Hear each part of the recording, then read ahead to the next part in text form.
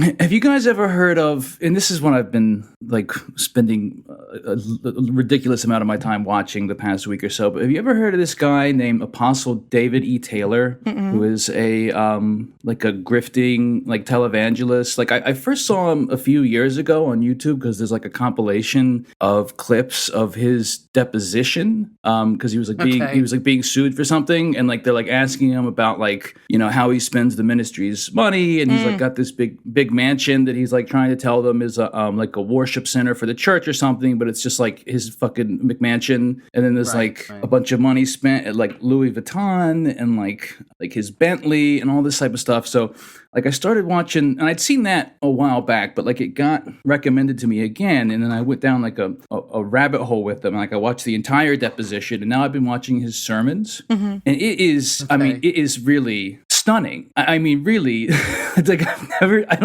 I've never seen. I mean, I think there's a lot of like grifting televangelists, but I've never seen one quite like this guy. Like he says, well, give us a taste. Yeah, he says that Jesus visited him when he was 17 years old in like the 80s or something, and he was saved. And he says that he's had, like, I don't mean like spiritually or whatever, like God spoke to him like the way people might say it. It's like, no, Jesus came to him and talked to him face to face, and he's in fact met with Jesus thousands of times since then, and God, and he is their spokesman on earth. Like he said that he should be the real pope because he's, you know, Jesus's friend. I'm already hooked. It's incredible. There's so much stuff, and it's so, like, I see how, like, it's fascinating to watch a character like this because I watched some of his like older stuff from when he was younger, and he's like really like, you know, charismatic and got this like, you know, fire and brimstone type thing. So it's easy. I guess it's easy to see how he got a following like that. But like his stuff nowadays, he's just so, it's just such a naked, obvious grift, like in the most cynical way. He's like, he's like speaking into the camera. He's like, it's time to go get your finances. Go get your bank card. Do it now.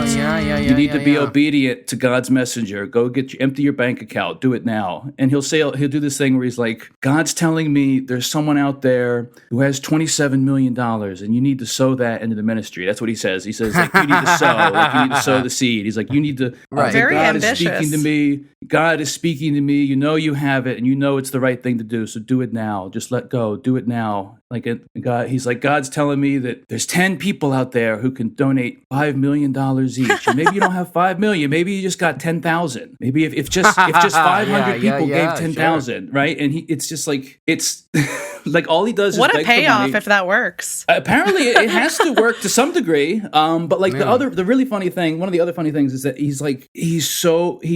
can't help himself by to not like publicly discipline his staff on his televangelist programs. He's like berating his staff, or like if the woman is playing the violin in their like orchestra too loud, he's like, less violin, turn the violin down, stop it. You know, and he says like, the other thing is that he can't, like, he knows that these videos, these compilations of him that are critical of him exist on YouTube, and he can't help but address them directly, you know, and he'll that's it. Yeah. Dude. So, that's and he that's the key. it's so good. And like, not only that, but he says like that God kills his enemies for him. Like he can put curses on people. Like he said that the woman, like the lawyer that like, you know, did his deposition, like God, he's like, she's lucky that Jesus didn't kill her ass.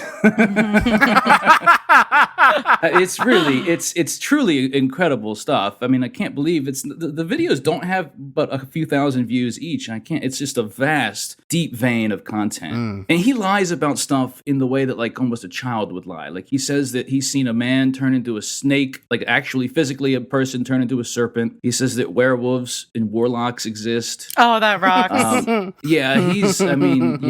It's just the most naked, cynical, obvious cash grab, and it's it's truly incredible to witness. The first thing that came up. Sorry, go ahead. Oh, I was just going to say David E. Taylor. Look it up. The first thing that came up, I put a picture in the Discord, is that he claims he raised a woman from the dead through a Facebook message. Yeah. That's so great. That's so great. I like his outfit too. It's sort of like a marching band kind of. Or I was going to say more like sci-fi. Sure, I see that. Michael Jackson is what I see. Yeah, sure. Yeah. It's a a good look. Sort of a captain's coat. Yeah. No, but he claims he can cure cancer and AIDS and all sorts of stuff. That like people are like, he tells lies about a woman that like died in his service. But like it's so funny that he can't help but like make it about himself, because he's like, this woman died, but God was telling him that he needed to go on with the service. Like it can't stop. But because like it's like people need to sow, people need to people need to give him money, so he can't stop the grift even for a second. And then but he like turns this into, then he went and like just blew on her like a single breath, like the breath of God, and she rose up. She'd been cold on the floor for 10 minutes, and she rose up, and she didn't even need her wheelchair to leave. She just walked out. Classic move. Nice. It's really incredible stuff. I've done that to Rolo before. I do it every day. As long as you believe, Yeah. As long as you believe. So what? So is it real? Can I turn into a snake? What's the? How much money do I have to give it's going to cost at least to get the snake power? Yeah, it's $5 million. Please donate money to help turn Shane into a snake through the power God will give Apostle you. David. God will give you. Yeah, do it now, everybody. God will take out your credit card. There's someone out there with $10,000 they can put on. Who can help me turn Patreon. into a snake? Go to patreon.com. And then God will give you magical powers. Now when I was a young boy, about the age of 5, my teachers taught me I could be the greatest man alive. They told me I could change the world, be whatever I wanted to be. There was no one in the world like me. Every one of us was so unique. I'd not be an average man. No sir, I'd be no average man. So I had those big dreams. Welcome back, everybody, to Eat the Rich, the show about our political economy, late-stage capitalism, and the millionaires, billionaires, and multinational corporations hell-bent on staving off its death rattle. I'm Shane, and tonight we have with us Chris. Howdy. And Carrie. Hello. So for tonight's episode, we were interested in talking about this guy, Clive Palmer, who, Carrie, you were the first one in our little milieu to kind of stumble upon him. Sure, yeah. So he's an Australian politician and billionaire. And I think the reason that he probably popped up on my feed is, in addition to him being in the news a lot, is because my feed is now, because of all the Gina Reinhart stuff, it's like tailored toward thinking that I'm interested in like Australian mining magnates. So he popped up because he's really been in the news a lot due to his like meddling in various public policy things, in particular about COVID, like in the last year or so. He had butted heads with Australia's Therapeutic Goods Administration, which is like their version of the FDA. They were going after him about a series of ads that he took out that were like anti-vax, saying COVID has only killed one person in Australia.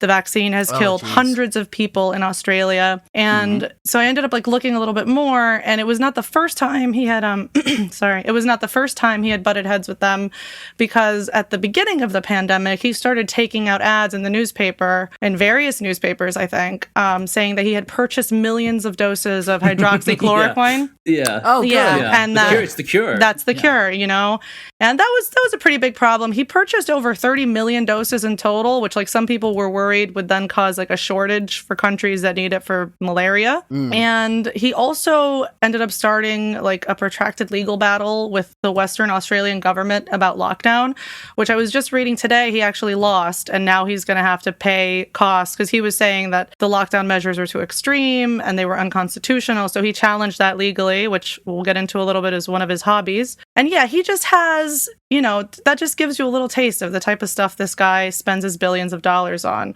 And it gives you a little bit of an idea about how he views himself, right? He spends his money trying to come off like a savior, a guy that can like fix things, or even just trying to screw people over that he doesn't like. And the reality is almost everything he touches turns to shit, as we're going to find out in the course of talking about him. How much is he worth again? What is it? He's worth 13 billion Australian dollars as of this year, the most recent figures, and that's a little under 10 billion US dollars. And Gina Reinhart does beat him out on the list of richest Australians, sadly. I'm sure he's very, very mad about that because he personally does not like her for several reasons. So to get a little bit into his background, how did he get all this money, right? There's not too much out there about his family background. He doesn't actually come from a wealthy family, which is kind of unusual for the types of people that we cover, right? And there wasn't really anything super interesting in his family background. He was born in 1954. He goes to college at the University of Queensland and drops out to pursue a real estate career. And this was just really, really lucky timing on his part. There was a big property boom on the Gold Coast, and he ended up just making a killing. He retires from real estate in the late 80s. He retires from real estate in the early 80s at the age of 29. And at this point, he's got tens of millions of dollars in the bank.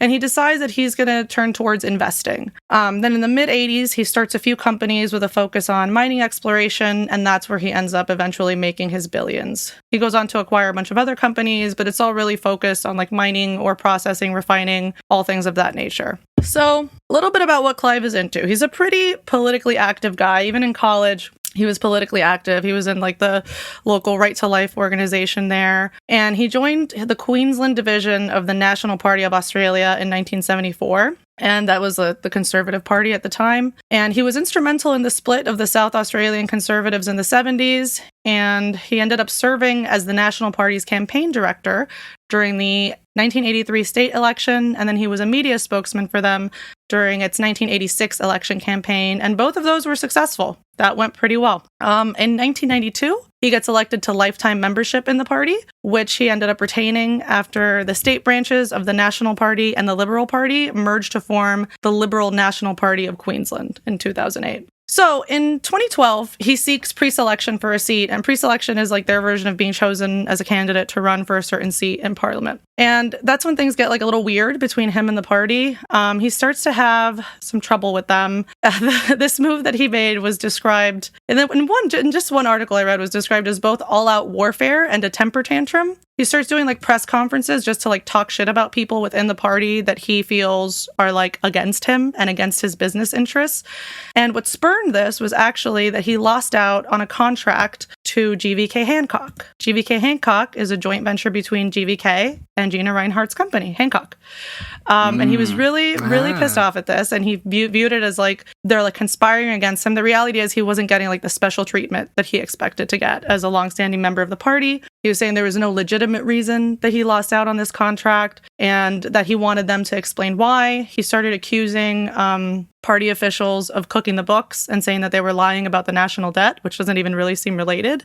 Several of the officials that he was accusing literally just expressed confusion as to what his accusations were. Here's like a quote. The books have been cooked by the biggest crooks that have ever occupied the state of Queensland, he said. He also called the deputy premier a thug and a Lucerne farmer with no experience. And what year was that? That was in 2012. Yeah. Okay. So a lot of conflict there, but he feels pretty confident. At the same time, when asked by reporters if he feels like this is jeopardizing his position within the party and like the influence he can exert on the party, he says, "No, I don't think I'm at odds with the parliamentary wing of the LNP at all. Quote, I don't think I will be losing any membership." November 2012, they do take away his membership because he's insane. Owned. Fucking owned. So for whatever reason, probably just due to his connections within the party, a few days later, they end up reinstating his membership, and he immediately resigns on the same day that they reinstate his membership. Again, he's the type of guy that's like prone to temper tantrums, like very ego-driven. Many articles that I read about him call him like the biggest egomaniac in Australia, a total narcissist, things of that nature. And then just a few months after that, he decides to create his own party, the Palmer United Party. That's in April 2013. And he does actually win a seat, and he serves one term in that seat. And then for whatever reason, just like he abandons a lot of his other projects, he ended up deregistering the party in May 2017. I couldn't really find the reason why. And then again, who knows what his motivations are. In 2018, he revives the party again, but this time as the United Australia Party. And he runs 151 candidates for all the lower house seats in 2019 in the federal election.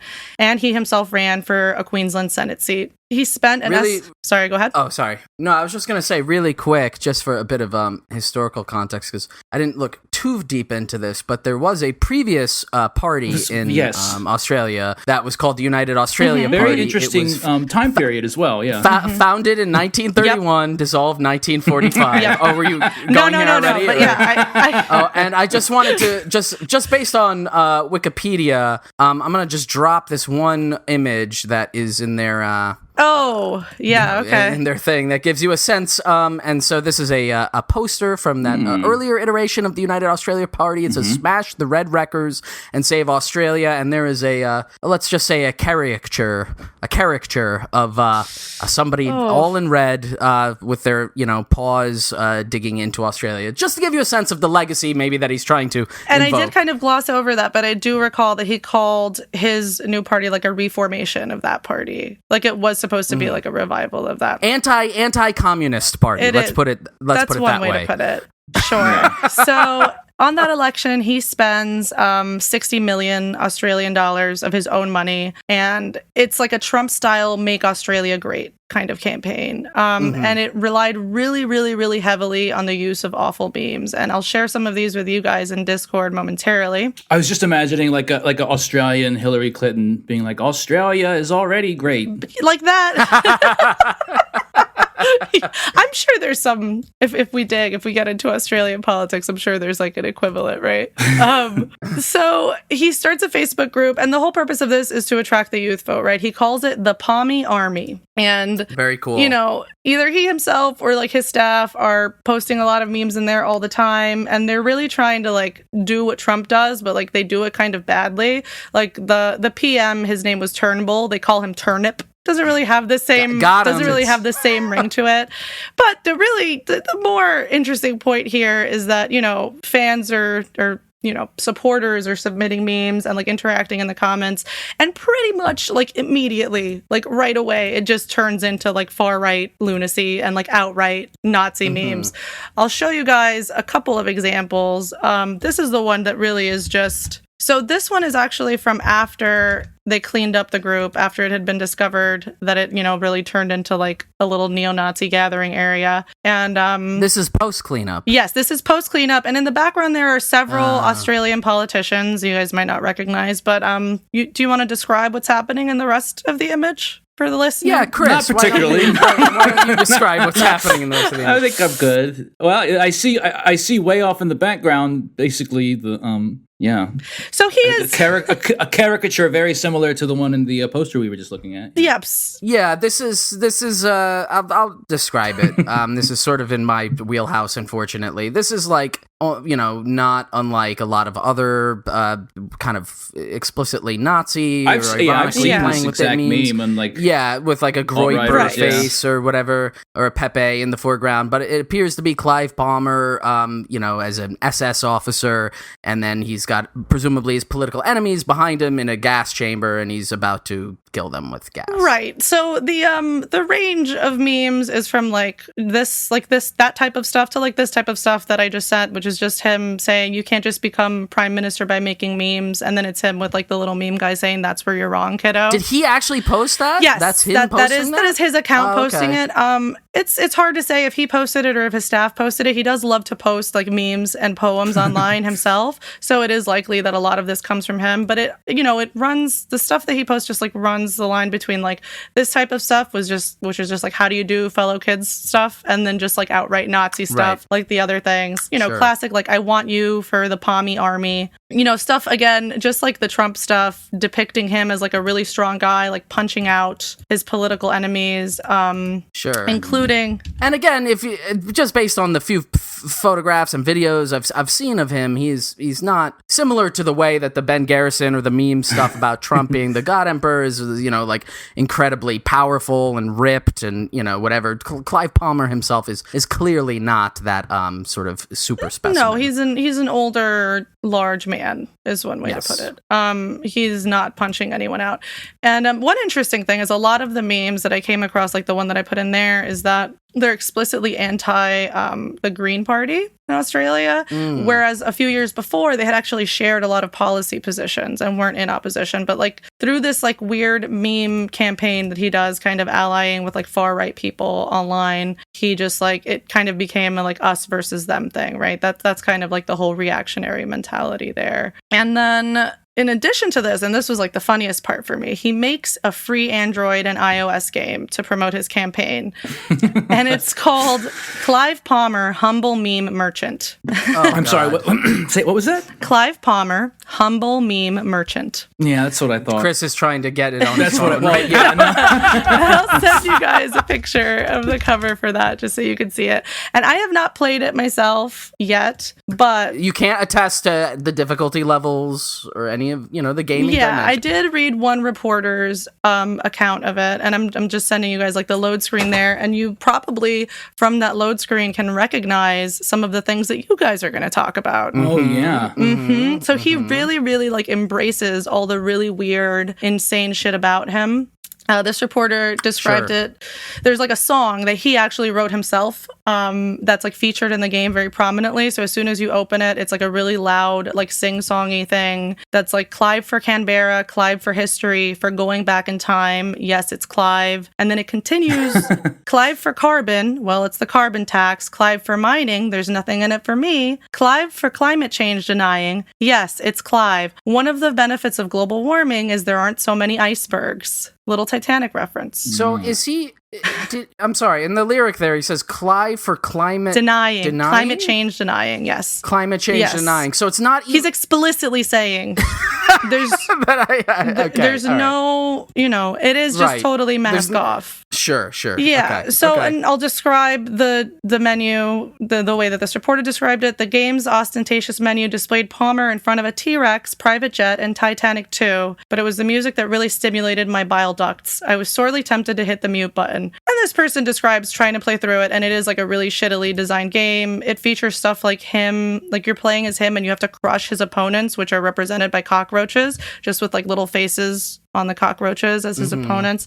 And I really do strongly encourage anybody to check out, screenshots of this game, maybe play the game yourselves. Maybe we'll do that a little later. I'm very sorry to report that I don't see it in the App Store. We'll have to find, I'm sure they took it down because, believe it or not, in spite of this incredible strategy, the party failed to win a single seat. They did not. Oh, you don't say. None of the 151 seats or his seat, nothing. But, and maybe this is a good place to hand it over to one of you guys. In addition to being politically active, he has a ton of other hobbies, one of which is litigation. And Chris, I think you were going to talk a little bit about that. Yeah, so I mean, among Clive Palmer's many interests is one thing he loves doing is going to court and suing people and like being in long protracted legal battles, and like he likes particularly I guess gets off on like dragging them out and making the other side spend a bunch of money. I mean the same kind of MO of all these fucking rich people with money to throw around.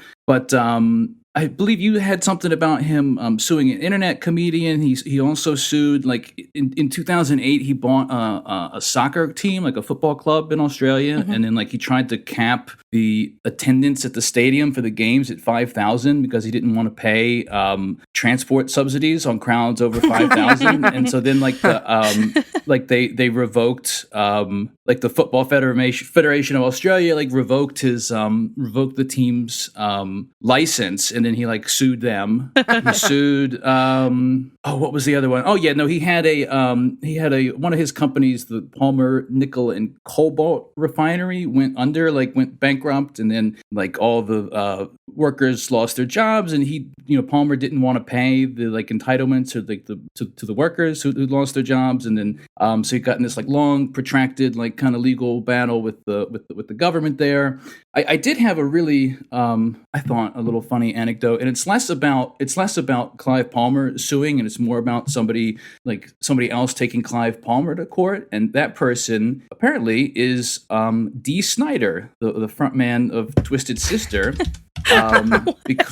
Because in the 2019 federal election, when he was running all these like TV ads trying to get all these get these parliament seats or whatever, like you were just talking about, he used "We're Not Gonna Take It" in like one of his campaign ads. So I found this article. This is from the Guardian. This was only this article is just from October. This was actually just only resolved. Like there's a newer updated article about it from just last month. So I think that this was actually just resolved. So reading from this here, it says Twisted Sister frontman tells court Clive Palmer, quote, "not good for my image" in copyright case. It says the former frontman of U.S. glam rock band Twisted Sister has told a federal court hearing that Clive Palmer's use of his hit 1980s song "We're Not Gonna Take It" in a political ad campaign was not good for my heavy metal image. Appearing remotely from his home in Las Vegas, singer-songwriter Dee Snider gave evidence in Universal Music's court battle against Palmer over the mining billionaire's use of the song in the 2019 federal election campaign. Under cross-examination on Tuesday, Snider told the court a cover version of the song used by Palmer had been, quote, awful and had, quote, misrepresented the song.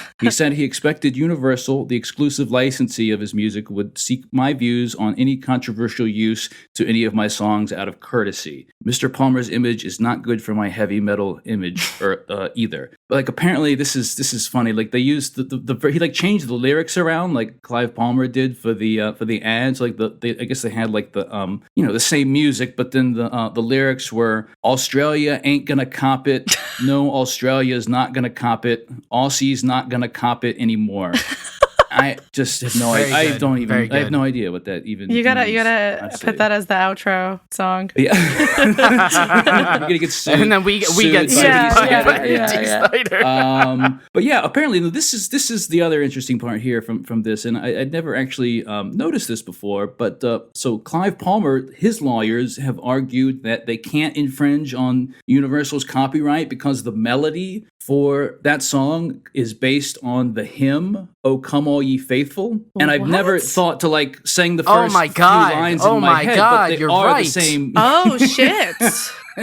Yeah, and then it goes on. Mind blown. It goes on here to say Snider has previously written in his autobiography that he believed the first 6 notes of the hymn had unknowingly, quote, infiltrated my psyche and had been transformed into the metal hit. The same thing happened to Clive Palmer. That's a solid legal defense. Yeah, it's not solid enough because Clive Palmer has been ordered to pay $1.5 million in damages for unauthorized use of the song as of the update to this article from last month. So sounds like he is going to take it. That's right. He's going to cop it and he's going to like it. Yeah, and that's like a recurring thing too, that he has to like pay other people's legal fees after he loses because he like loses a lot. Is there some like Australian slang usage of that I'm like not like what does that mean? It seems like an old timey like English. Yeah, like we're not gonna cop to it. I don't know. Is it unless it has a different meaning in Australia? We're not gonna. What does that even mean? And if it does, we're so racist, sorry. Yeah, we're so sorry. If it has some other horrible meaning in Australia. But yeah, no, I'm honestly mind blown with the "O Come All Ye Faithful" thing. Yeah, 100%. Man, stolen. God speaking through Twisted Sister. Wait, what was the internet comedian thing? The internet comedian thing was in 2019 he threatened to sue comedian Jordan Shanks for $500,000 for defamation because he posted a YouTube video before that 2019 election that he ended up losing. In the video, Shanks called Palmer, quote, dense Humpty Dumpty, and what is only described as a profane nickname that included fatty. I'm guessing there was a little bit more to that. And I think he ended up not suing him because Shanks responded that he had not defamed Palmer and being required to prove his claims in court would not help Palmer. Basically saying, what I'm saying is true. You don't want to have to prove you're not Humpty Dumpty in court. I'm not a Humpty Dumpty. I don't know if you guys saw there's a on YouTube there's a profile that 60 Minutes Australia did of him. Mm-hmm. It was only posted a few months ago, so I don't know if it's older than that or if it's that current. Oh, it looks like it's from 2013, actually. Yeah, because they mentioned his net worth in that video was mentioned as far lower than the 13 billion that you said. But no, they asked him about his like litigious reputation in the interview, and he's like very proud of it. He's like, well, I've won 64 or like whatever the number is. I've won such and such many lawsuits. I don't reckon I'm going to lose the next one. But there was there was a really bizarre, actually, this is a side note, but in that 60 Minutes profile of him, the reporter is like at his fucking mansion with like him and his wife, and they're like giving him the tour of the house, and then Clive Palmer is like pointing at this picture on the wall, and he's like, oh, it's like that's being Billy Clinton, like talking about Bill Clinton, and then like then the journalist says to his wife, like, do you find him as sexy as your husband, like talking about Bill Clinton? It's like, that's so weird. Bizarre question to ask. That's so weird. Now I'm googling Jeffrey Epstein, Clive Palmer. Well, yeah, no, I mean, I was gonna say the one meme picture you sent earlier of like it's got the Titanic behind him and the dinosaur and then the airplane, and yeah, I mean that's Jeffrey Epstein's airplane. I'm sure. I do really want to play Clive Palmer Humble Meme Merchant. It says Google says that the Google Play Store has it. Are you on an iPhone? Is that why? Yeah, goddamn liberal Apple. Yeah. There you go, big tech censorship. I'll have to download it and stream it. No, it says it's not available. You know what it probably is? It's probably locked to Australia. Oh. It's probably region locked. What a shame. Yeah, I wonder if I can dust off the old VPN and just get on over there. You know? maybe get it. I don't know. I found a place that has the APK. We'll have to hack this together later. Another time. Yeah. So Clive Palmer, as we're going to get into, has like lots of little weird rich guy pet projects, and in fact, the 60 Minutes piece that I was talking about, it was specifically about the Titanic 2, which is something that Clive New Titanic just dropped. He's been claiming to have been building this thing for like I think like since like 2013 or 2012 or something like that, and like nothing has ever been built. But he claims it's what it's intended to be, is like an exact replica, like two size of the original Titanic, same length.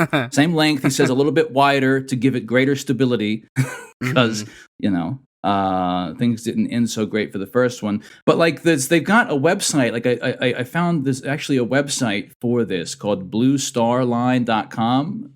That's another it's the Blue Star Line instead of the White Star Line, which is the what the original Titanic was. But so yeah, he's continued to claim that he's building this or that this is going to happen. But like his website hasn't been updated in years. But like one of the I found there's like a frequently asked questions section on the website about the Titanic 2, and like all of the questions are like, it says, how can I apply for a job working on Titanic 2? There are currently no vacancies at Blue Star Line. Future employment opportunities will be advertised on this website. When will tickets for Titanic 2 be made available? Tickets are not yet available for purchase. Ticketing information, including the date of the maiden voyage and ticket prices, will, when released, be made available on this website. What ports will Titanic 2 stop at during her schedule? This is funny. The ship will stop at the exact same points. He wants it to go from Southampton to New York. And like, is that the only thing it's gonna, like, I don't understand. Is that the only thing it's gonna do? Is it just gonna like go back and forth from fucking like Southampton to New York just over and over and over again? It hits the same exact iceberg. Yeah. Well, we don't have those anymore, thanks to people like Clive Palmer. Yeah, that's why he said he's for global warming. It's less glaciers. Yeah, right. Will Titanic 2? This is a typo on here. It says, will Titanic be the same size as Titanic? You fucking moron. Titanic 2 will replicate the Titanic in length and be a few meters wider to provide additional stability, like I said. And then here's the interesting part. Will Titanic 2 have all three passenger classes like Titanic? Yes, Titanic 2 will have the same class categories as the original Titanic, these being first class, second class, and third class. Can passengers experience all the different class aboard Titanic 2 on the same voyage? This option is under consideration. But like that's opens up so many questions. Like, is this going to be built to like, is the intention of this is like the interior going to be like, is it going to look like the Titanic on the outside? Is like the inside going to be like a modern like cruise ship, or is it actually going to be like, like the Gilded Age? Yeah, like weird. you're fucking like you 6 days in a fucking like 110-degree closet in like the belly of a fucking ocean liner. No access to lifeboats if you're third class. Yeah, no access to lifeboat. You can catch tuberculosis. Yeah. For realism. You want an immersive experience. You can spend $2,000 to I got Have sex in an old car. Yeah,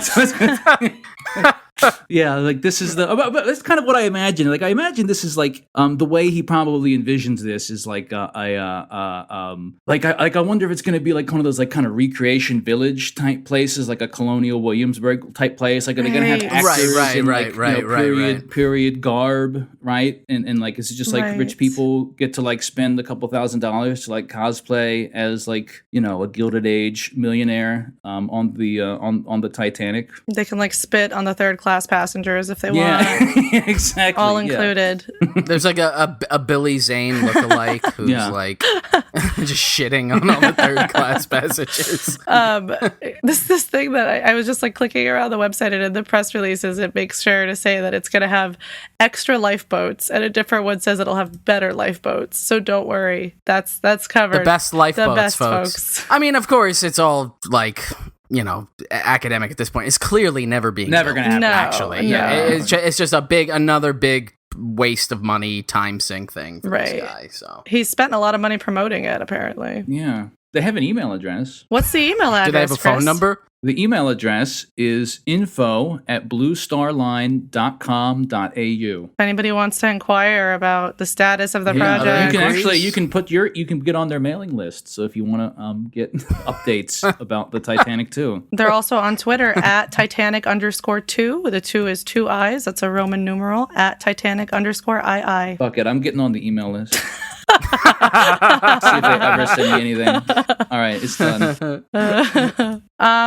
So in addition to the Titanic 2, he's got some other like weird / failed projects that I think, Shane, you had something about. Yeah, I mean, when you were pitching this as an idea, Carrie, and you mentioned there's Dinosaur Park, I immediately gravitated to that and was like, I'm absolutely going to do Dinosaur Park. So I guess where this begins is in 2011. He bought a resort called the Hyatt Regency Coolum Resort, which is in that, like, again, that sort of East Coast, Queensland, Gold Coast, whatever tourist area in Australia, for $80 million. And it was like a golf resort and a hotel. It had other activities and things you might find on a resort. And he was going to remake it and revamp it, even though it was already like apparently like successful. But one of his like ideas to spurn more interest in it or whatever was to create a dinosaur park featuring animatronic dinosaurs. So he bought more than 160 of them and had them shipped and installed to this like resort in various different places, although most of them were condensed into a certain kind of like sub area of the resort that was called Palmersaurus was the name. It was like an attraction, like a tourist attraction. And there was like a lot of weird like litigious stuff. He had to get approval from the local council, and he finally did in 2013, though apparently there were over like 200 complaints from the community for a variety of different reasons. But in late 2013 in December, it opens, and like concurrent to that, the other attraction that he built at the resort. So you have Palmersaurus on one hand, and then the other attraction was Palmer Motorama, which was an indoor. It was, again, the way it was billed is like this is a museum of cars, but it was just like his collection of like weird antique cars and stuff. And so I have to show videos, and unfortunately, of course, like with a lot of the times that we do certain video content, there is a strong visual component to this. So, dear listener, I encourage you to maybe look some of this up, or even just photographs or whatever as we go through this. But I have to show you some videos of when this was all getting started. So, all right. So this is a news report from 2012. So, like, between the point where he had bought the resort and he had this plan to install the dinosaur park. And this was like this is a news report, local news thing about like the installation of the kind of main attraction of the dino park, which was this giant animatronic T-Rex. Clive Palmer's dream of his own Jurassic Park is starting to take shape on the Sunshine Coast. Matt Neagle found its first mechanical dinosaur towering over the championship golf course. Billionaire Clive Palmer thinks big, and in this case his dreams are life-size and loud.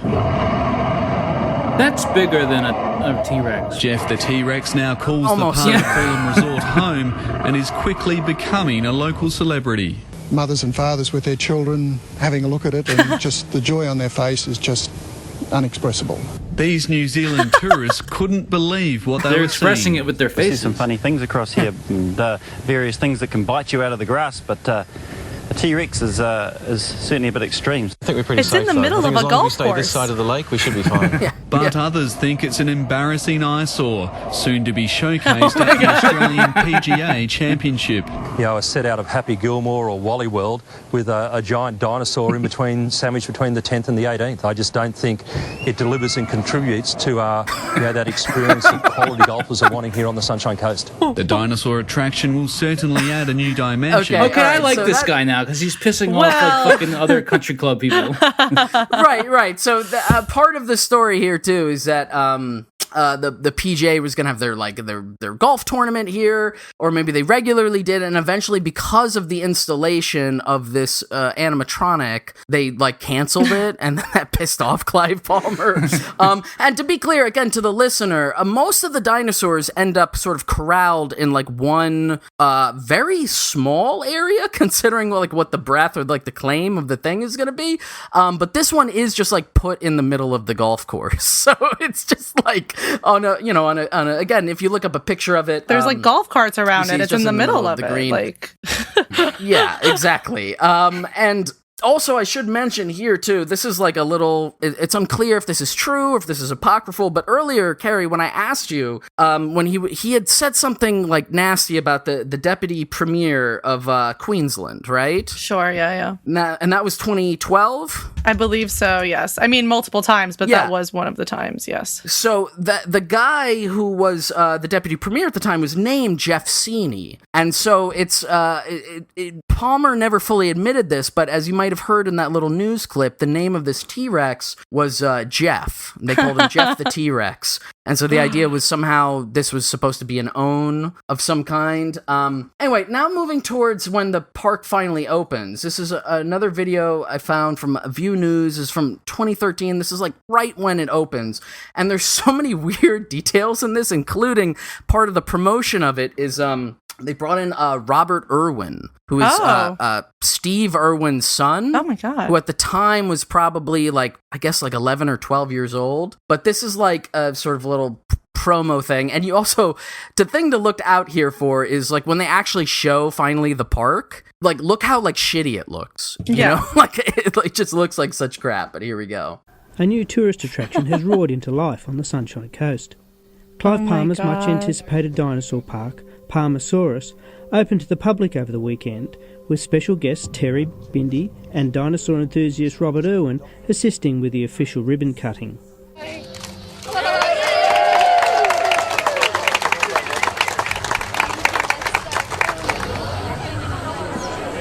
The attraction features 160 moving and roaring dinosaurs, ranging in length from 2.5 metres to 25 metres, and as tall as 10 metres. It's awesome because you can really see all of the different dinosaurs, and there's a lot of unusual dinosaurs. It's not just the really famous Triceratops and T-Rex. There is more unusual ones the Carnotaurus. Why is this making me sad? So it's really cool to be able to Because you're teach thinking about kids Steve Irwin. those unusual dinosaurs. There are so many people in the world just like Robert, of all ages, from all around the world, who are fascinated in paleontology. This gives you an opportunity to enjoy dinosaurs, learn about dinosaurs you might not have known about. Oh, look at the little egg guys. And in touch with Yeah. kid that's in all of us. So, I can stop there, but yeah, it gets to the point where you see they have these little egg animatronics with fully grown dinosaurs. It's not even scientifically accurate in terms of what it would look like. And again, part of the sort of legal battle going back and forth that they they had, or Clive Palmer had, like with the local community and identifying this, was like, how big was this park going to be? And ultimately, like the response, like the supportive response of like why this wouldn't be a nuisance is because it's one path that leads through like a wooded area that's 300 meters long. Which I did the calculation. It's about 1,000 feet long, right? And you it's just you walk down this little path, and that's what you happen to you see on your sides. Now the as I mentioned, next to this is the Palmer Motorama, which is like, again, his own collection of classic cars or whatever. And here's like a little a promo video for that when that first came out. It is an historic day for the Sunshine Coast, not just for the Palmer Motorama. So this is Clive Palmer first step to show that we can attract people to the Sunshine Coast and have something special to show them. For too long, this area has been neglected. And of course, we've got the Palmer Motorama here, which has got some of the best cars in the world, actually. Great histories. We've got Louis Mountbatten's car here. We've got some fantastic racing cars here. We've got some great sports cars. Spittle on his lip. It's like cars from, yes, the 1900s, from last century. So it's really exciting.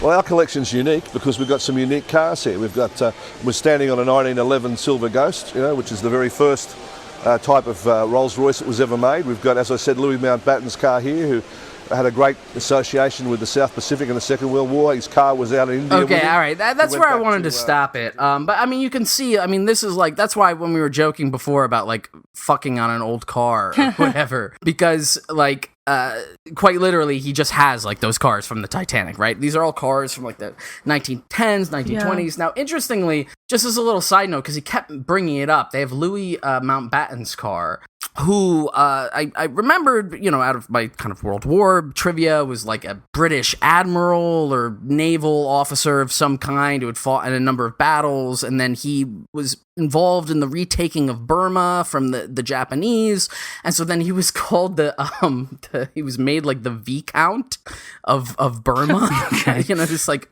weird British imperial thing. And I just happened to look at him because, again, this guy Clive Palmer is like so excited to have his car, and he's just this like imperial shithead. He was also the last viceroy of India. So to give you again some flavor of like what it would mean to have this guy's car, and I didn't realize this, that he was assassinated in the 70s, and he was assassinated by the IRA on his yacht. Yeah, it rules so much. He went out on his like rich family yacht in Ireland, and they put a bomb on it and it blew him up. Good for them. And just from Wikipedia here, it says Sinn Féin Vice President Gerry Adams said of Mountbatten's death, quote, "The IRA gave clear reasons for the execution. I think it's unfortunate that anyone has to be killed, but the furor created by Mountbatten's death showed up the hypocritical attitude of the media establishment. As a member of the House of Lords, Mountbatten was an emotional figure in both British and Irish politics. What the IRA did to him is what Mountbatten has been doing all his life to other people, and with his war record, I don't think he could have objected to dying in what was clearly a war situation. He knew the danger involved in coming to this country. In my opinion, the IRA achieved its objective. People started paying attention to what was happening in Ireland." And then, again, just reading from Wikipedia, the next sentence says, Adams later said in an interview, "I stand over what I said then. I'm not one of those people that engages in revisionism. Thankfully, the war is over." And I just thought that was a cool little connection for me. But anyway, it gives you a sense of, Clive Palmer has his car, and he mentions it a bunch of times as like this point. So he of like pride, loves right? this guy. And he's got it next to his ridiculous fucking animatronic dinosaur park. And so one of the immediate points of criticism when the park was opened was the cost. And I think, Carrie, you probably already know because we had talked about it a little bit, but I wanted to punt it out to Chris. How much do you think a ticket cost to go to the dinosaur park, keeping in mind that it is about 1,000 feet walkway with some overgrown animatronics? The dual admission ticket or just the dinosaur park? I guess this is the dual admission ticket. Dual admission So consider the value. That gives you, consider the value. Yeah, consider the value. Right, you can go to the dinosaur section, and you can go to racist the car open section. hangar. Yeah. And look at imperialist cars from ages past. I mean, honestly, I just as a side note, I mean, if a rich guy is gonna have like a fucking weird like animatronic dinosaur pet project, I want them to at least have like saddles on them or like something crazy. Sure. I want it to be like a creationism thing as well. Right. Yeah, right, it's right. not enough for me. It's just fucking dinosaurs. Weak. I want it to be real weird. Yeah. Okay. I'm trying to think here. My first guess was $80 because that seemed, but I'm trying to think. Like I wager that I'm wagering that he's that the ticket prices, especially because it's two parks, are probably comparable to whatever like a day pass to Disney World is, because probably in his mind it's like on par with it. So I'm gonna say, and I don't know what a Disney World ticket is, but I'm gonna guess $150. It's interesting you mentioned that. Because the actual numbers between that was $100 for a dual pass to both.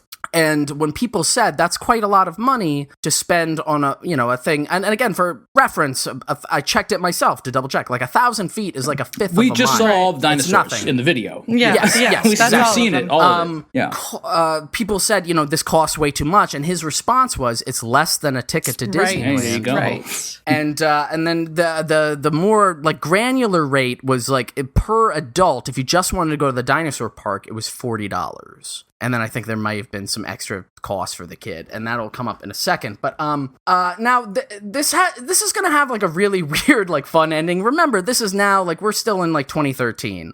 And so I want to talk about not exactly where it is now, but like what it was like then, which was like the purpose of kind of showing those videos. And this is like I guess a travel review blog that I found from 2014.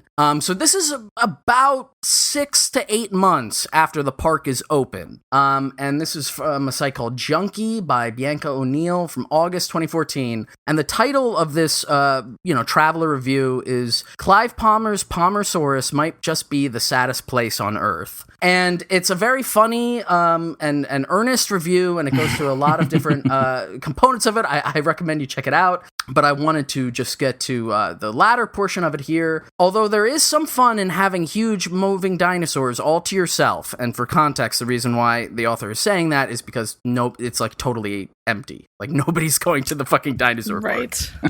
Although there is some fun in having huge moving dinosaurs all to yourself, there's a cloud of sadness and disappointment that looms over the desolate park.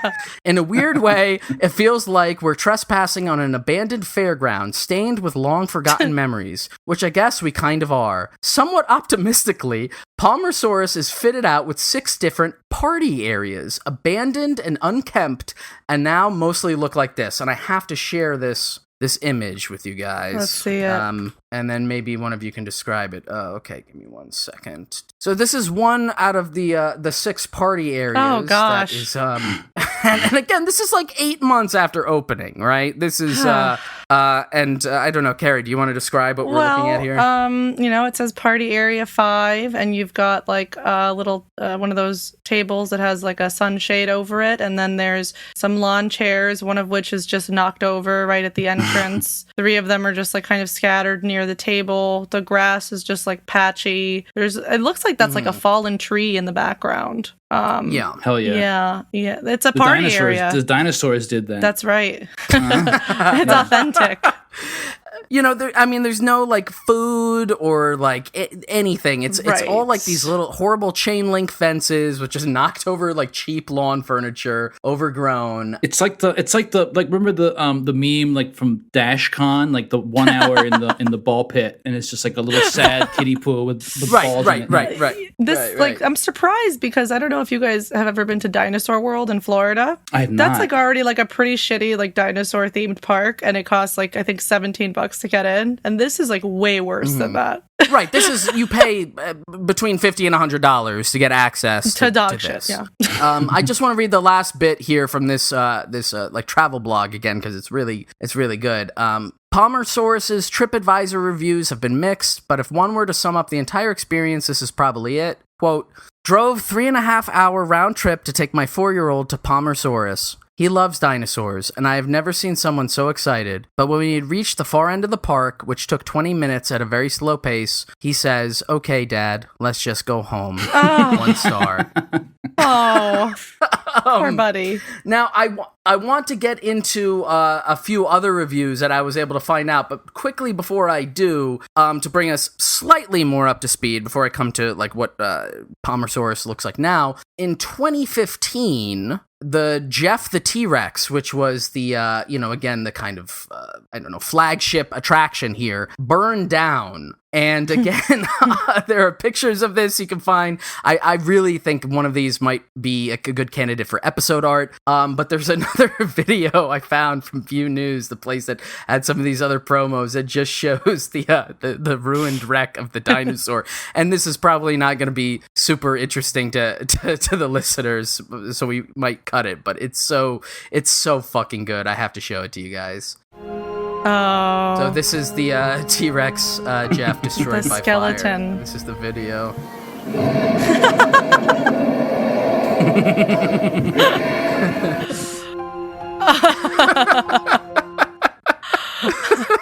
A little R.I.P. little tribute video. R.I.P. Prayers up to for Jeff. the dinosaur. So again, for the listeners to describe it, I mean, it's just like the husk, the charred the husk skeleton. of this. Yeah. Of this That's anatomically accurate. That's what dinosaurs look like on the inside. Few people know that. Okay, so let's to round this out before we get to what it looks like now. Some more reviews I found on Google and TripAdvisor that I found pretty fun. So this is a 1 out of 5 star review. Most of them are. This is from 7 years ago, so I guess that would be like 2014, around the same time that the blog was written. And it reads, "Went to see the dinosaur park." Quote, parentheses, there's the exclamation point. "I am extremely pleased that I did not pay/waste the $37.50 to see it. I am sorry for the person who did pay for us, though. God awful, tacky, and even some of the plaques had misspellings and forgotten words. Oh boy. The dining experience at the Village Square was as we expected, extremely expensive, $25 for a medium pizza, $12 for a burger. I will, however, give a good rap to the Titanic burger. It was good. $4 for a bottle of water. As someone else wrote, the place is extremely run down. This part is just third rate. The staff at the Burger and Beer Cafe were very pleasant. The hideous walk from the car park just topped it off. In all caps, do not bother wasting your time with this part of the resort. And the car museum, again, $37.50. Tragic. Go to SeaWorld to see the dinos. This is another review from 6 years ago on Google. Should I give you guys some of these reviews to read? Would that be fun, or should I just read them? If it's only a couple more, just read them, right? All right. So this is another one. This is from 6 years ago, so I guess probably around 2015. "This place is a joke. Came with the kids to check out Palmersaurus, and the place was deserted. Had to walk about 1 kilometer from where we parked to the entry with no sign saying how long it would take or how we would have used the pram. Once we finally got there, we found a sign saying to purchase tickets back at reception. The place is a ripoff. $40 per adult to see a bunch of broken dinosaurs. Most were covered in cobwebs or sticks and leaves, and 50% of them didn't even work. The picnic areas around the place were broken and covered in leaves. At $100 for a family, I don't know how you can justify that price. Even $20 a family would seem steep. The kids enjoyed the 30 minutes it took to walk around the mosquito-infested forest and see everything, but there is absolutely no value for money." A couple more, and these are shorter. This one is, again, from 2014, 1 star. "Palmersaurus is a joke. It's overpriced. Half the buttons don't work, and there are some factual errors on the plaques. Only takes 30 minutes to see the whole thing. Don't waste your money." And then the last one from 2015. "Resort is closed to the public, so I went and climbed Mount Coolum instead. Last time I climbed the mountain, saw a massive T-Rex dinosaur on this absolutely beautiful golf course, growling away and moving its head at the 18th hole, scaring the living out of local wildlife. Jeff the dinosaur has since burned down, much to everyone's delight, with the kangaroos and water birds returned in droves." So, again, this was like within a few years we're talking about. This is like within a few months of this thing opening, utter utter failure and falls into disrepair. Now, interestingly, in 2015... I was going to say, do you have say? the figure on how much money it was losing while it was operating? Because I remember coming across that. No. It's estimated that it was losing $500,000 per month while operating. Yeah, I mean, just like clearly a bizarre, weird time sink. Everything else, again, the reason why I wanted to show some of those promo videos and talk about it was like there was all this kind of bizarre hype around like, oh, it's like a real life Jurassic Park. And in one of the videos, I think the one with Robert Irwin, I just cut it short because it goes on forever. But Clive Palmer, he brags that this is like the biggest dinosaur park. And at one point he says like, you know, it used to be in Texas, there was the biggest dinosaur park, but now it's here. And to me, that was just reeked of like that kind of that Trumpy weirdness, like, which the perennial thing I'll never forget is like on September 11th, when the Twin Towers were hit, and Trump was like called in by like the local news station. He was like, yeah, you know, they used to say the Twin Towers were the tallest building, but, you know, I guess now that they're down, I guess it's my building is going to be the tallest one. Donald, you have one of the landmark buildings down in the financial district, 40 Wall Street. Did you have any damage, or did you know what's happened down there? Well, it was an amazing phone call I made. 40 Wall Street actually was the second tallest building in downtown Manhattan, and it was actually, before the World Trade Center, was the tallest. And then when they built the World Trade Center, it became known as the second tallest, and now it's the tallest.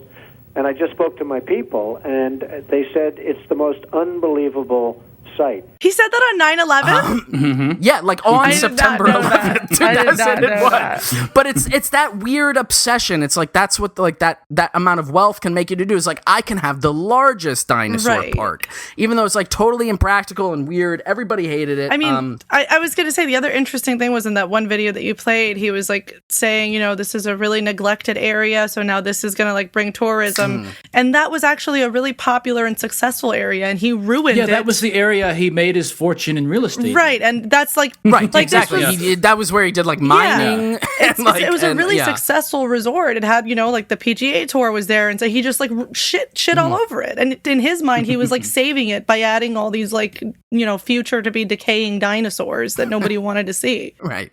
I mean, it's a metaphor almost too on the nose, considering also that like a lot of the money he made is through like the, you know, the use of fossil fuels. Right. And then he like literally just built these, you know, like imported these animatronic dinosaurs that broke down.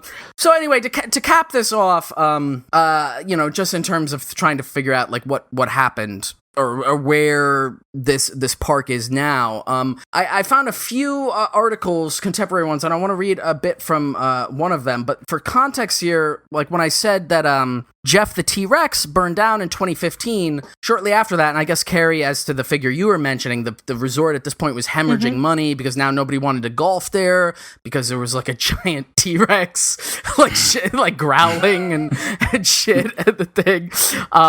And so in 2015, he starts to like basically shutter down the whole resort part by part. And so this is an article from 2019 from a site, The New Daily, by Kat Donahue, aptly named The Resort That Clive Forgot. And I'm just going to read a few bits about this. So this is like now looking at it in retrospect, because essentially after 2015, when he shuttered it, he just kind of left it there, as the article will get into a little bit. So, reading here. Once a prestigious golfing resort on Queensland's Sunshine Coast, its rooms have grown moldy, gathered cobwebs, and fallen into general disrepair since it was rebranded in Mr. Palmer's signature yellow. Shareholders in villas at the resort have told the New Daily that they are furious about the poor condition of the property and their treatment at the hands of its owner. Unused accommodation that has not housed guests in years has been boarded over, and furniture and mattresses left strewn across floors. The resort pool, formerly the heart of the luxury holiday escape, has turned green, and the grounds have become buried under piles of fallen leaves and twigs, which also fill gutters and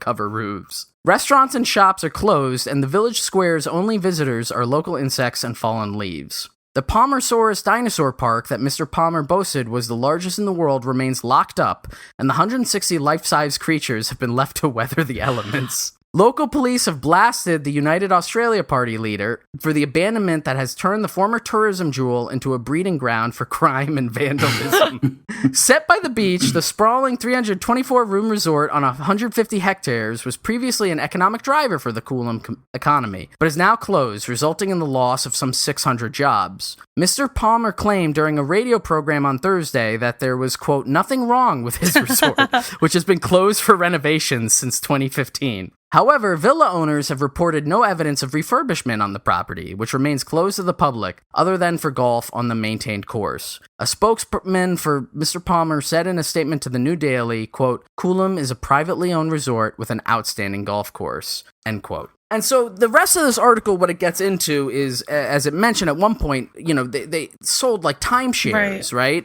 But since the resort is closed down, people haven't been able to access it. And there's one in which one of the interviews they did with like one of the timeshare owners is that they're still expected to pay the cost of the timeshare, even though they can't actually access it. And it's $5,000 a year. To have access to this thing now for multiple years, which is just literally like decaying rubber and plastic infected with insects. And there's no running water or electricity too, right? Yeah. Right, exactly. And we pointed out this was a successful thing, and then him adding all this weird shit like ruined the area, and by shuttering the place, he had to close down all these jobs. Overall, like not a great feather in your cap, but again, it speaks to the ability, if you have this kind of money, it's like with the Titanic too, right? Like you can just announce, we're gonna do this, you can spend fucking however many millions doing this whole press campaign to hype it up, and then you can just be like, okay. Or you could spend, hundreds of millions of dollars probably, $80 million to buy the property, and then who knows how many to buy all the fucking dinosaurs, and plus all the shit that was hemorrhaging to store his cars, and then to just be like, all right, and just kind of like let that slide off. And there's one last little clip I want to show here too. This is like the obligatory obvious one, but it has to go in here. You read what others had done, and you took the next step. You didn't earn the knowledge for yourselves, so you don't take any responsibility for it. You stood on the shoulders of geniuses to accomplish something as fast as you could, and before you even knew what you had, you patented it and packaged it and slapped it on a plastic lunchbox, and now you're selling it. You want to sell it. Well, I don't think you're giving us our due credit.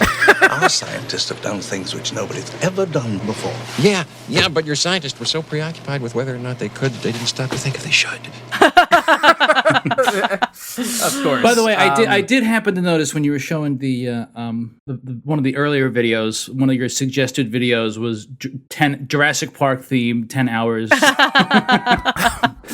Very apt. But yeah, again, at the end of the day, just like a weird, not just like a benign waste, not like I'm just going to create a diamond in space or some kind of absurd thing. I mean, every time one of these kinds of guys who has more money than God just goes on like a fancy, like, oh, what if I make a giant dinosaur park? It like actively like immiserates everyone around them and ruins, like in this case, an area. Like it scares off wildlife. Like as one person pointed out, like all these giant fucking dinosaurs growling at all hours of the day. And two, to the point that Chris, you were saying when you were looking at the like FAQ for the Titanic too, and it was there was like misspellings. A lot of the reviews, I recommend go take a look if you're interested. A lot of them mention that like all of the dinosaur information is incorrect, and there are like misspellings. The thing, and now it's just this like overgrown weird testament to his own hubris that he can just kind of get away with, and he can just kind of like slide off the next thing, and then ironically 5 years later slap it in the background of his like meme video game thing and be like, haha, isn't this cool and funny? I built a giant dinosaur park that burned down. I mean, to the point you were making, like I looked it up, and apparently he ended up just recently having to pay $20 million into a fund for all the people that got like screwed out of their timeshares. That's like nothing to him. There's no consequence for all this shit that he does. He just like pays his way out of it. He has a bunch of like ongoing cases where he's probably going to have to pay millions of dollars, and he can just afford to do that. Because I mean, even in the last year, his net worth has doubled. Chris, you were saying his net worth was lower in an old video. Just in the last year, it's doubled off of iron ore royalties. That reminds me too. In one of the articles I was reading, it was saying like, because they had like a class action lawsuit or maybe like a series of lawsuits from the various like timeshare owners who were suing him or whatever. And his response to that, because this was like in 2018, was like, this is political sabotage. These are my political enemies coming after me. Of course. I mean, just perfect. Just, mwah, you know.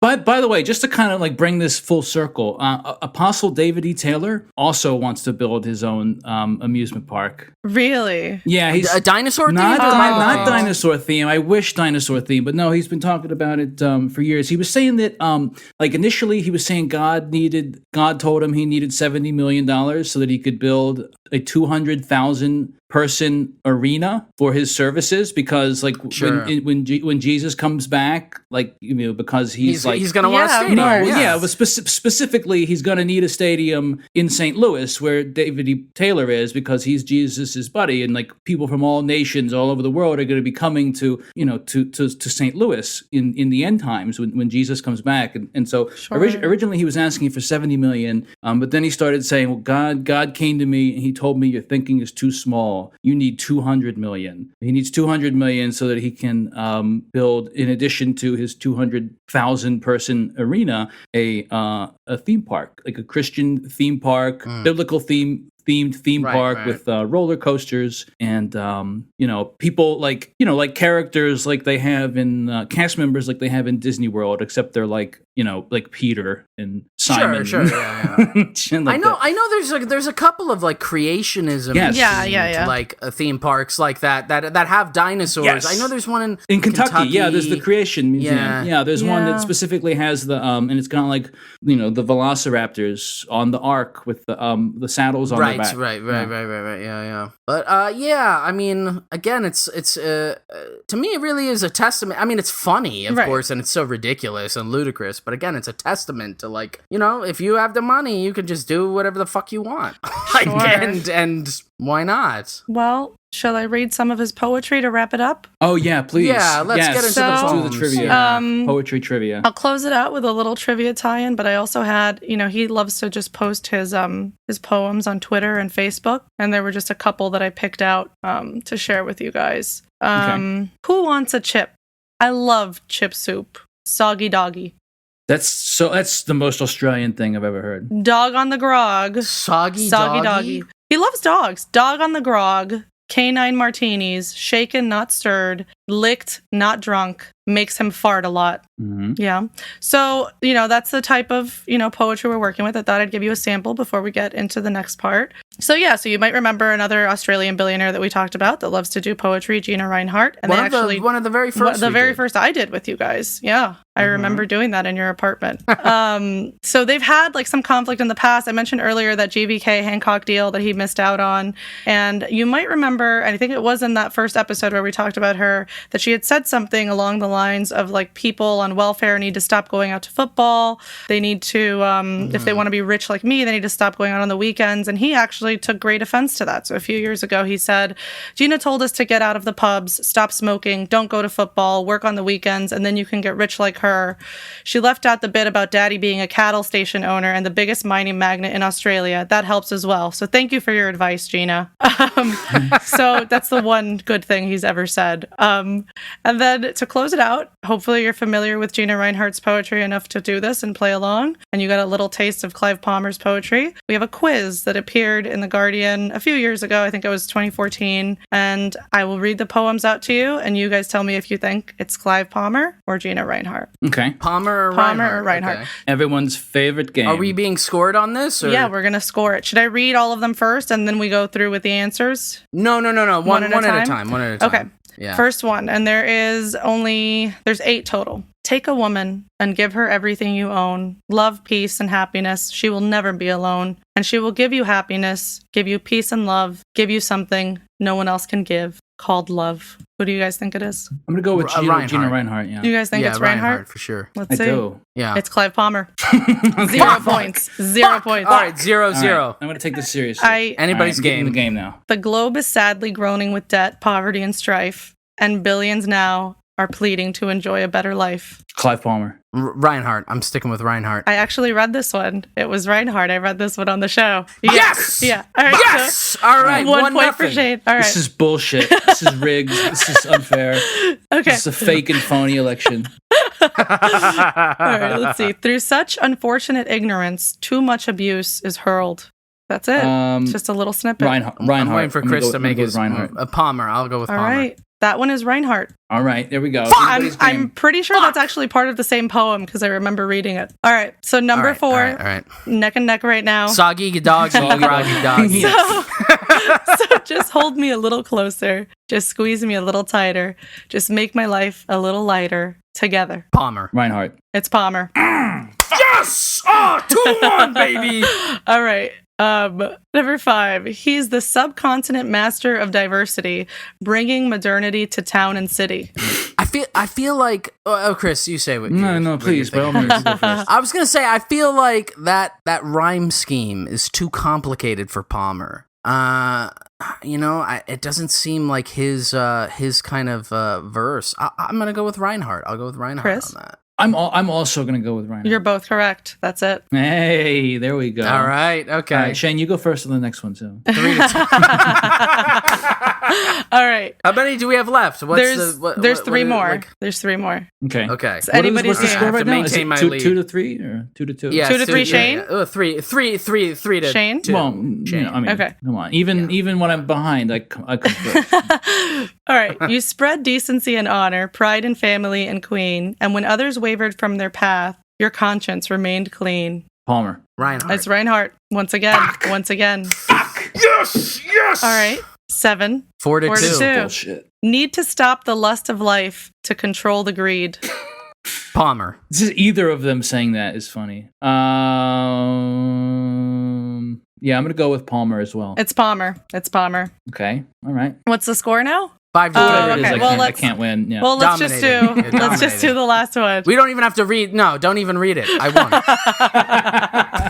What if we make this one worth 3 points? All right, I'm with it. All right. Oh no, that's such bullshit. Such a little man. Fine. Such fine. a little No, man it's fine. with so much love. Palmer. It's Palmer. I didn't guess. He didn't say yet. He didn't guess. Fuck. All right, so I You do win. win. unequivocally. You were gonna win just either no way on getting. that Yeah, one. there's just no You getting dominated. over it. Let me just make another notch in my bat here. You're the real fan of that I mining keep magnet from- poetry on this podcast. That's Nobody right. knows it like you do, honey. Exactly. I'm grinding. I'm waking up. I'm going to Zanga.com. I'm typing in search mining magnate mining heiress / poetry, and I'm finding. Go to that website. Everybody listening Yeah. to this, don't go to that.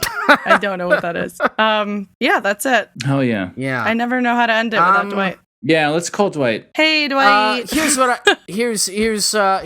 I'll say. Okay. Again, to Give us the final word. turn to the last bit that we often neglect, but I think is worth resuscitating. The punishment for Clive Palmer is to take all of his money and put it into genetics research with the express purpose of actually reviving dinosaurs, a la Jurassic Park, and then put him in that little like cabana like shithouse thing when the T-Rexes attack the kids, you know what I'm talking about? And just have him get eaten alive by a T-Rex. You can't top that. How can we even top that? That's the one. Or have that happen on the Titanic too, which incidentally in Jurassic Park Lost World.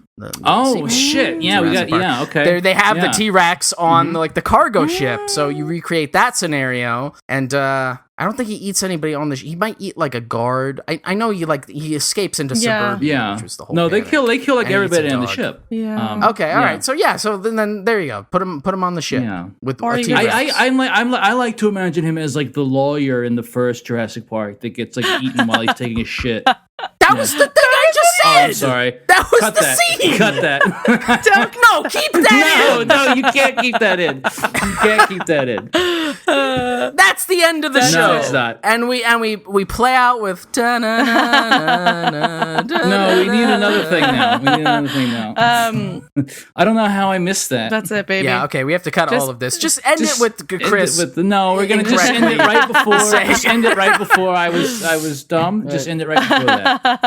All right. Good luck. All right, whatever. Who cares? Bye. Goodbye. Good night. Clive for Canberra, Clive for history, for going back in time. Yes, it's Clive. Clive for carbon. Abolish the carbon tax. Clive for mining. There's nothing in it for me. For climate change denying. Yes, it's Clive. One of the benefits of global warming, there isn't so many icebergs. Rebuilding the Titanic. You're on the Titanic too. Bringing back Jurassic. For going back in time. Yes, it's Clive. You've got people that haven't run a tuck shop. Clive for tuck shops. Clive for weight loss. Well, I've lost a bit of weight. Clive for big changes. Yes, it's Clive. And our policy will really be identical to the Liberal Party. Clive will get it started with his United Australia Party. It's going to the lodge. Yes, it's Clive. Being at the lodge after the next election. Clive for love. It's all about love. And being with your brother. I'm with Kevin. It's time to go back in time. Yes, it's Clive. Government for the people, by the people.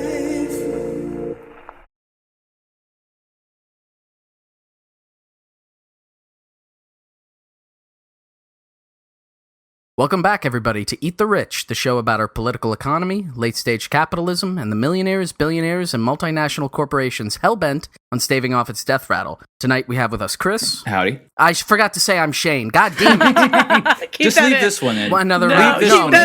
no, This is the good one. This is the good take. I'm doing it again. I'm doing it again. I'm doing it again. I'm doing it again. I'm doing it again. I'm doing it again.